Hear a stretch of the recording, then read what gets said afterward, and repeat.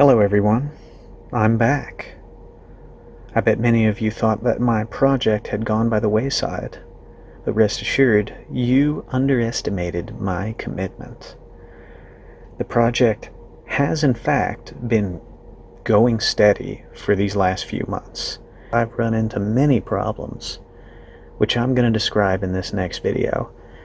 Like a lot of you right now, I'm basically stuck where I am, but unlike you, I am stuck overseas, whereas you're just stuck in your houses at home. I wanted to do a video before I left, but I had a lot going on. I just didn't have time to get footage to show you, but I did take a lot of pictures. Let's get right into it then. So the first issue, leaving off from where I was on the last video, was getting the pilot bushing out of the back of the engine crank. There's a lot of techniques floating around out there. Stuff the bearing hole full of grease and then get a socket and a hammer and just pound away at it until the pops out the bushing. You can YouTube this. It didn't work at all in my case. I stuffed an entire tub of grease back there. I tried 6-ounce metal hammer, a 2-pound rubber mallet. I even tried an air hammer, and nothing was going to give that grease enough pressure to pop out the pilot bushing. So I ended up taking that air hammer, putting a chisel in it, and just going brat, brat, brat, brat, right into the copper bushing, you know, basically just trying to tear it into pieces and scrape it out of there. It sounds quick with me talking about it, but this took me about 6 days. Have a new idea of some way to get that bushing out of there. That would suck, and then I'd sit on my ass drinking, and then eventually you get drunk enough and you know what, pneumatic hammer, that's the way to take care of this. Brr, brr. And I start chiseling into it. Here's a close-up view of it. You can see it's starting to come into pieces. It's starting to fall apart and break up. But it took a long time. It took like an hour. Eventually, it started falling apart. And I was able to scoop it out of there. And this is what it finally looked like when it came clean. Yep, nice and shiny with just a few dents and scrapes in the back there. And then I cleaned it all up and I tapped the new bushing in. At the end of my last video, I thought that I'd be able to use the original bell housing. I was not so lucky. It turns out there are more differences. There are always more differences, and in this case, the hole in the back of the bell housing was not big enough to fit the new bearing retainer snout as it's mounted on that transmission. So there's like two different common small block Chevy bell housings. One of them has like a 4.5-inch hole, and the other one has don't quote me on it, I can't remember. I think it's like a 5.25 inch. Anyway, I needed the bigger one for the new transmission. So I had to get online, go to Advanced Adapters, and I just picked the bell housing with a bigger hole that seemed like it would work. That's the hole that I'm talking about. Everything fits behind it. It came with a new shifter arm, and the throwout bearing is actually a Ford unit. If you look to the right there in the picture, you see a motorcycle jack. This is what I was trying to use to lift up that transmission to mount it to the back of the engine and get it stabbed in. This became a huge problem because the motorcycle jack did not allow enough range of motion to get that input shaft lined up with the new pilot bushing. I struggled with this for a full week. Like I said, I've been working on this thing steady. I've been working on this thing an average of 3 hours a day. I'll go out into the garage and tackle this, and it's just trying to overcome one obstacle for hours, which turns into days. And this was a huge obstacle. Couldn't get the transmission to jimmy enough ways on that motorcycle jack. I even got a buddy of mine to come help me, and even between the two of us, we couldn't get it in there. So I had to fall back on another scheme that I had. I think I've seen it done before. I ended up purchasing a 2-ton engine crane. Now, if you don't have one of these, I highly recommend it. I got this engine hoist at Harbor Freight for $185. It's like 150 pounds of metal. I don't know how they're making any profit. It costs a fortune to ship that thing. And I pushed it in through the door and I lowered it down through the tunnel, and I was able to pivot it, and I finally got it stabbed in there. But there was an issue, as you can imagine. Because I have the Dodge version, the Dodge input shaft is a little bit longer than the Chevy input shaft. So advanced adapters, though they did kind of a bad job explaining this, they did include the spacer that you need with that bell housing to make it mount correctly with the right depth to that transmission. So this is what it looked like without the bell housing spacer. You can see it bolted up to the transmission perfectly. Made you think everything was all good until you go to mount the thing and it won't cinch up all the way to the back of the engine. This is what it looks like with the bell housing spacer. It's about 1 inch thick, and there were issues with this. It's never easy with advanced adapters. I have alluded to this before, but this is my conclusion. If you get a kit from Advanced Adapters, that's an 80% solution. You better be prepared to cut, drill, and weld, because you will have to. Here's the thing with this bell housing spacer that just blows my mind. It had threads in the 4 holes there that mounted it between the transmission and the bell housing. The bell housing's already threaded. You can't cinch up 2 threaded apparatuses. Only one thing can be threaded. That's what's up. So I had to drill out the threading in that Advanced Adapter's plate in order to actually get it to work in the application that they designed it for. So, yeah, that's another round of applause there. That took a good hour and a half or so just to drill out that threading, because I had to use a Dremel with like a carbide cutter and just stab it in there until I finally got enough of the threading out that a bolt would just slide through. So I got the spacer on there, and I got the transmission stabbed into the back of the engine. It bolted up nicely. Everything was all sealed up. And I was like, okay, I'm in business now.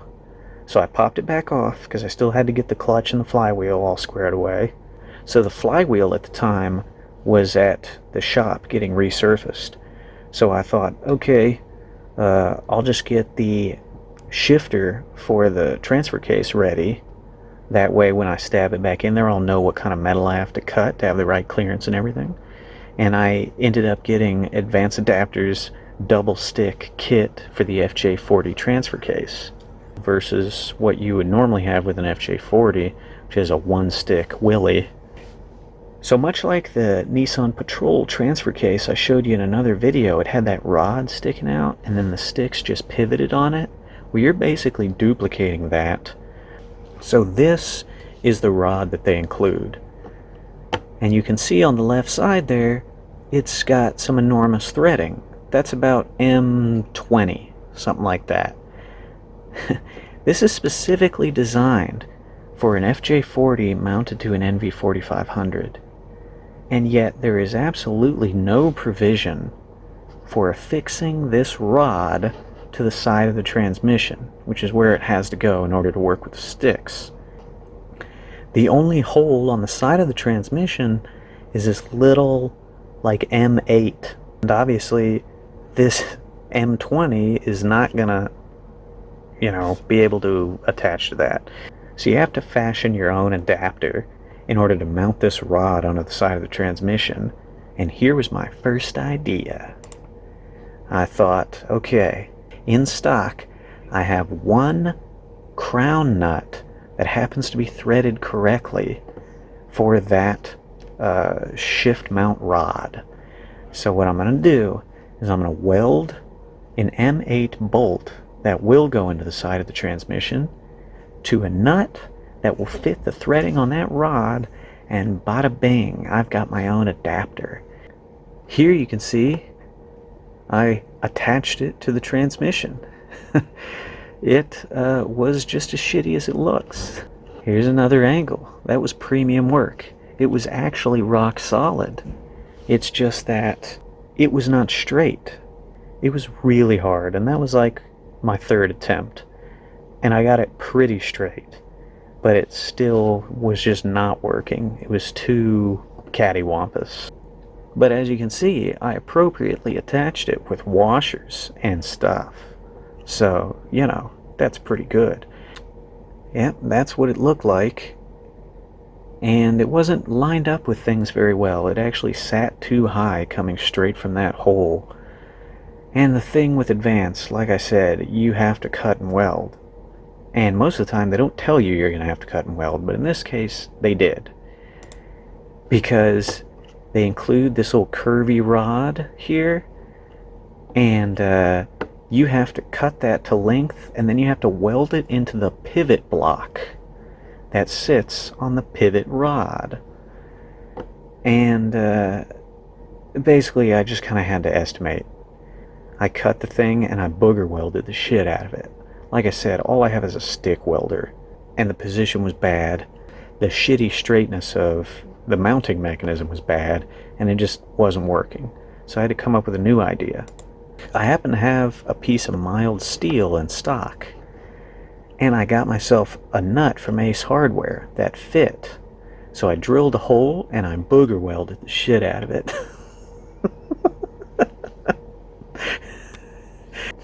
Here's what I ended up doing. The plate with the nut welded onto it not only lowered the position of the pivot rod, but it also was just a lot stronger and a lot tighter than the previous mechanism. Lots of bolts and stuff holding this thing together, keeping it nice and steady. Trust me, this thing is a muy bueno. I called it good for the shifter.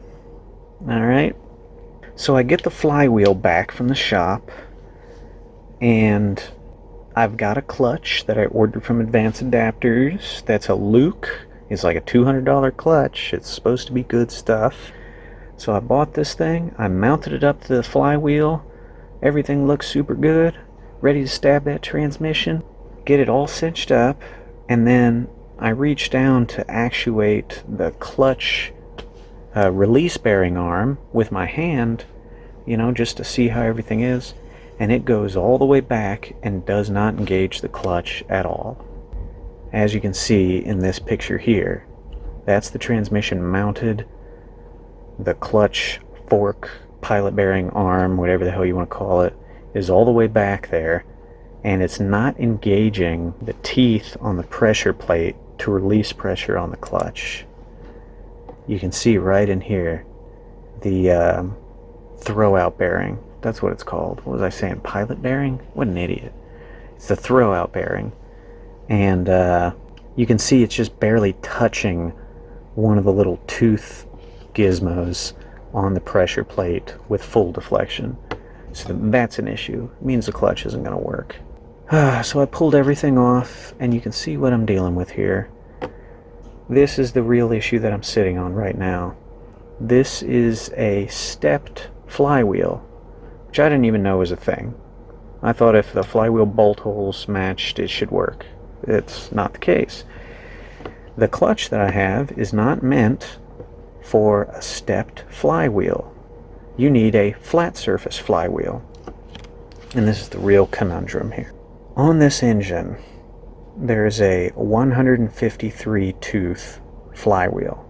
But if you look it up, you will find that every vehicle that had a Chevy 292 came stock with a 168 tooth flywheel. So how the hell does this motor have an anomalous 153 tooth flywheel on it? No one knows, because I've looked it up. The answer is nowhere. So I know what you're thinking. Just get any old 153 tooth flywheel, it's the same thing. Just get a flat surface and it'll be good to go. Oh yeah, that's what I thought too. So I ordered myself a 153 tooth flywheel. Here's the two of them sitting right next to each other. They look a lot different, but for the most part they're the same. All the holes are in the right place. This is just a modern design versus God knows how old the original design is there. So I get it all cleaned up, and I put the new flywheel on the back of the crank, and everything lines up, but the bolt holes are not big enough for the bolts that held in the old flywheel. They're not wide enough. I can't get the bolts in. So I'm scouring the internet trying to find out why this would be the case, and all I can find is on Wikipedia in the Chevy 292 article. It happens to just casually mention that the flywheel bolt holes are all the same for a small block Chevy and a 292 from 1967 upwards. I already suspected that maybe I had a 1966 motor. I looked up the flywheel for a 1966 Chevy 292 from like a C10 or something, and it still calls for a 168 tooth flywheel. There is no 292 that ever came with a 153. This is the issue that I'm sitting on right now. I'm sorry if I had to edit a lot of details, because this video with me recording was actually really long. I had to cut it down a lot. But feel free to ask any questions that you have in the comments section, or if you want to know any more details. I got nothing better to do right now than to tell you. So I'm trying to decide, do I just drill out these holes at a machine shop, because God knows I don't have the tools to do something like that myself, and then get it rebalanced, which it will need if you just open up the holes like that. I mean, unless you do it laser perfect. So this is the situation. I need a flat surface flywheel that fits my engine, and nothing does. And what's on there is not supposed to be what's on there, but it fits. But the other things I've tried that, theoretically are supposed to be on there, they do not fit. I'll be able to work past this as soon as I get home. But that's the conundrum that I left the country on, with basically no clue on what to do about it. But I'm going to end this video with some good news. I mounted the transmission up, and I took a look at the transmission and the rear differential. And you can see here, there's actually a decent amount of length there. I measured it. I can't remember exactly what it was. I think it was about 16 inches, something like that, which is not huge. But I called a custom drive shaft shop in Las Vegas, and I told them, and they seemed to think that they'd be able to build me a custom drive shaft that'll work no problem. But that's the latest on this project. It is continuing, and it will continue until I hit a roadblock, and there's nothing else I can do except throw the car off a cliff, which I will also film just for the entertainment value. But hopefully it doesn't come to that. Alright, that's the situation. Let me know if you have any questions. And I'm supposed to be back in the States in just a few weeks, 3 or 4 tops, and I'll be back into working on this as soon as I get back. Take it easy.